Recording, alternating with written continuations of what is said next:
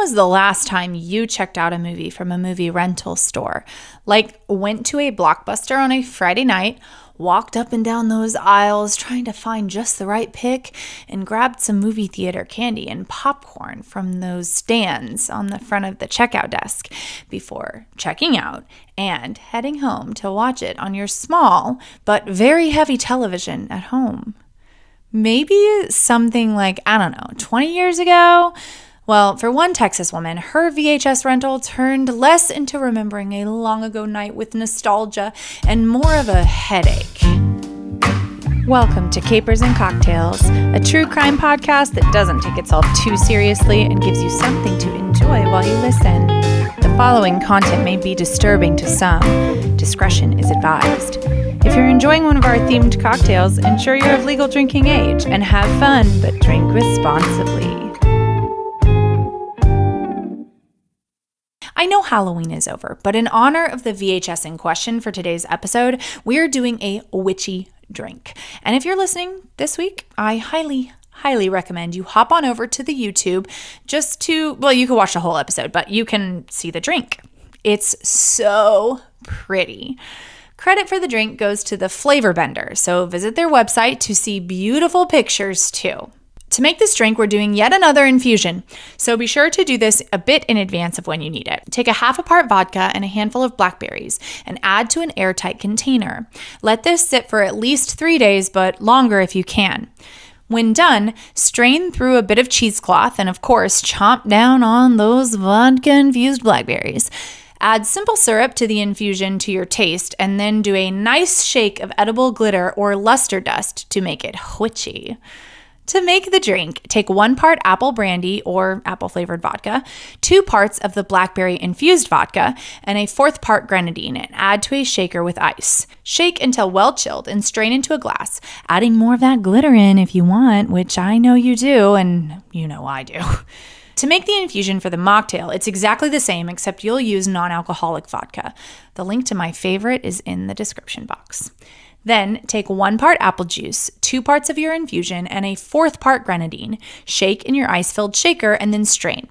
These drinks are my favorite looking drinks of the season, and they don't taste half bad either. During the height of the pandemic in 2020, 52-year-old Karen McBride made an appointment at a Texas DMV to update her name on her driver's license after her recent marriage. She had been living in Oklahoma but had moved to Texas with her husband and needed to update her information. And that's when she was in for the surprise of her life. She said, quote, "They told me that I had an issue in Oklahoma," end quote. That issue, as it turned out, when she called the Cleveland County District Attorney's Office in Norman, Oklahoma, was that she was a wanted criminal. Oddly, she may have been a criminal, but she had absolutely not one single recollection of committing the crime she was accused of. In fact, she was accused of something that probably most Gen Xer and older millennials were guilty of. Sometime in 1999, Karen had evidently gone to an Oklahoma video store called Movie Place, rented a VHS copy of Sabrina the Teenage Witch, and never returned it. And that, my friends, is a crime that can get you a charge of felony embezzlement.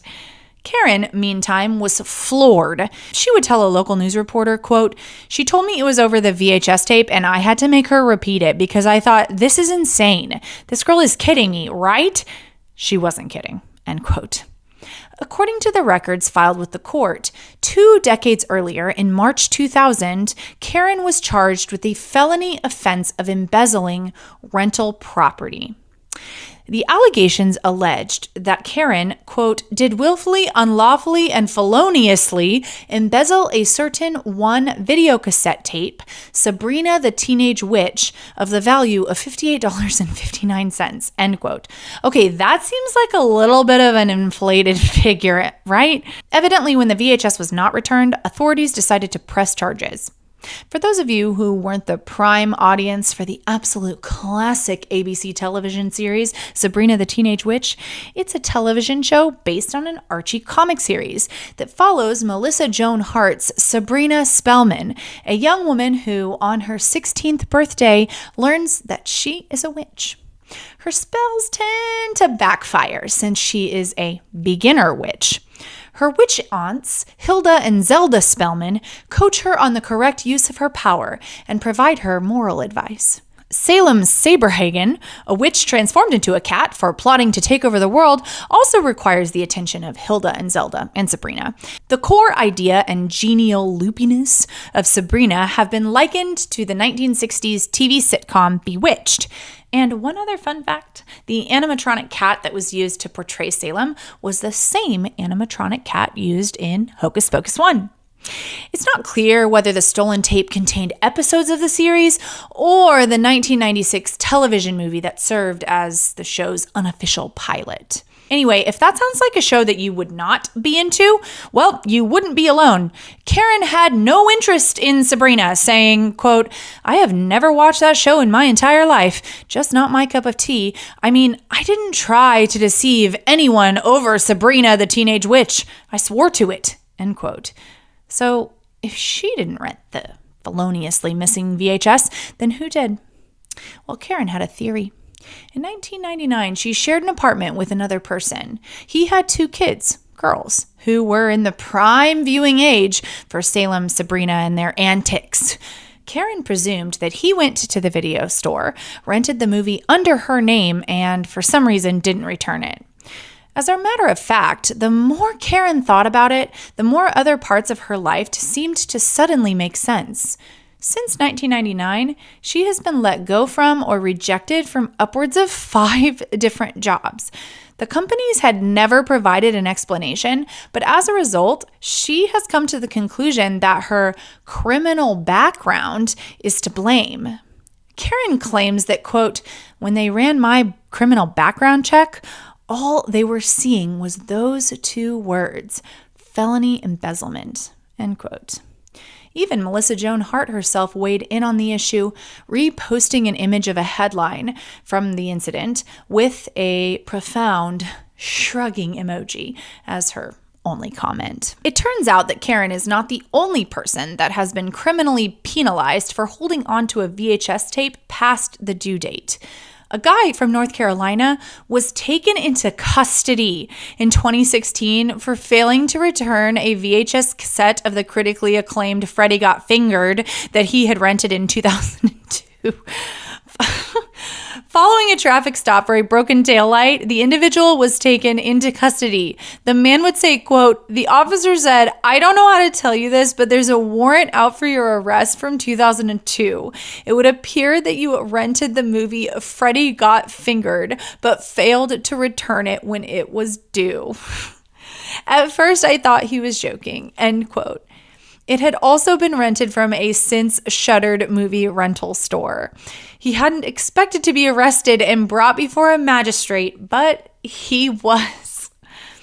The movie place, like countless movie rental stores before and since, closed, receiving its last movie rental return in 2008.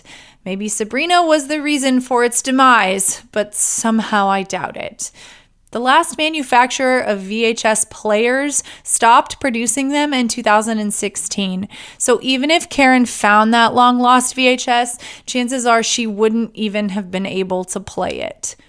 According to the general manager of the last operating Blockbuster in Bend, Oregon, they would not press charges against someone who didn't return a video in whatever form. They give daily late fees of 49 to 99 cents for overdue videos up to 10 days. After that, the store charges customers up to $19.99 to replace one of its DVDs or Blu-rays.